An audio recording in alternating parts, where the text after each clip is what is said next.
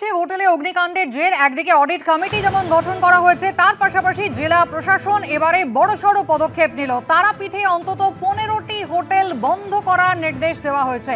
তারাপীঠে হোটেলে গতকালই কি ভয়ানক অগ্নিকাণ্ডের ঘটনা ঘটেছে আপনারা দেখেছেন।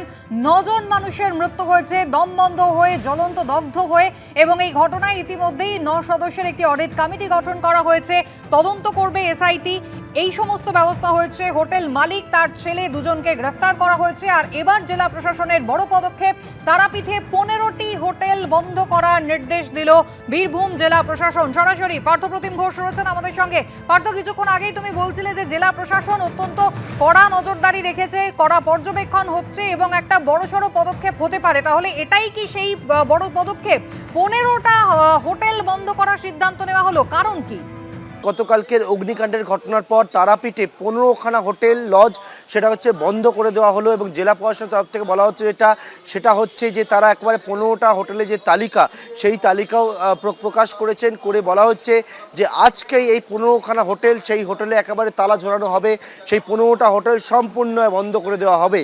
কারণ হিসেবে তারা বলছে সেটা হচ্ছে গতকালকের অগ্নিকাণ্ডের ঘটনার অনেক আগে থেকেই এই যে বিভিন্ন যে হোটেলগুলো রয়েছে সেই হোটেলগুলোর সমস্ত বিষয়গুলো খতিয়ে দেখার কাজ তারা শুরু করছিলেন কিছু কিছু জায়গায়।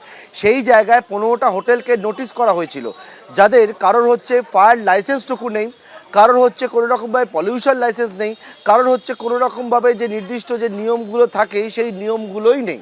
এবং এরপরে তাদেরকে নোটিশ করা হয়েছিল। নোটিশ করে তাদেরকে বলা হয়েছিল যে এই বিষয়গুলোকে ঠিক করার জন্য, কিন্তু তারা একবারে উদাসীন ছিল।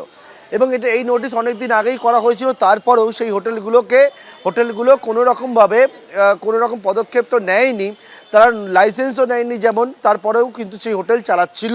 কিন্তু গতকালকের অগ্নিকাণ্ডের ঘটনার পর তারা একটা বৈঠক করেছেন এবং স্পেশাল অডিট কমিটি যেটা গঠন করা হয়েছে, তারা ইতিমধ্যেই যে বিষয় একেবারে এসডিও তিনি জানিয়ে দিলেন যে 15খানা তারাপীঠে হোটেল, 400টা হোটেল রয়েছে তার 400-র মতো, তার মধ্যে 15টা হোটেল তারাপীঠে সেটা হচ্ছে বন্ধ করে দেওয়া হবে এবং আজকেই সেই হোটেলগুলো বন্ধ করে দেওয়া হবে।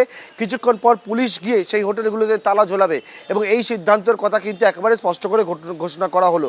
কোন কোন হোটেল তারাপীঠে, তার মধ্যে যেমন রয়েছে আদর্শ হোটেল, নকুলচন্দ্র লজ, শৈলেন ভবন, এছাড়া হচ্ছে গীতশ্রী গেস্ট হাউস, হরেকৃষ্ণ ভবন, গিরিধারী ভবন, বীরভূম লজ, ভোলানাথ ভবন, hotel Dev, Ananda Bhavan, Swastik Nibas hotel and lodge, Tripti lodge, Sandip lodge, Keshari lodge, Dutta ভবন।